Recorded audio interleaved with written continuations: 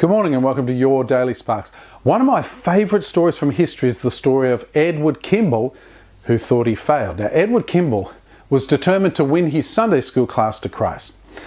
He led a teenager called Dwight Moody, who tended to fall asleep on Sundays, but Kimball set out to say, I'm going to reach him at his work. I asked him to come to Christ, he said, but Kimball left thinking that he had botched the job. Moody, however, left the store where he worked that day as a shoe salesman a new person. He'd actually made a commitment to Christ, and eventually he became the most prominent evangelist in America. Well, on June the 17th, 1873, Moody arrived in Liverpool, England for a series of crusades. He visited a Baptist chapel pastored by a scholarly man named F.B. Meyer, who at first hated the Americans preaching. But Meyer was soon transfixed and transformed by Moody's incredible message. At Moody's invitation, Meyer toured America, and at Northfield Bible Conference, he challenged the crowd saying, if you are not willing to give up everything for Christ, are you willing to give up everything for Christ? Are you willing to be made new?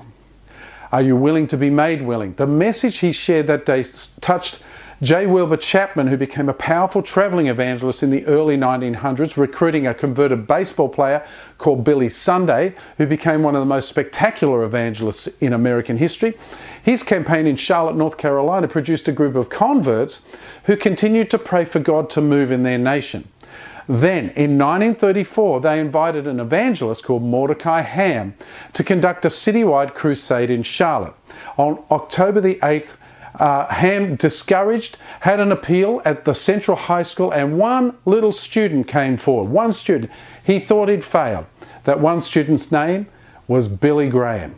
And so the whole sequence is lined up there. All started by Edward Kimball, who thought he botched the job, and no one had come to Christ, right through to Billy Graham himself.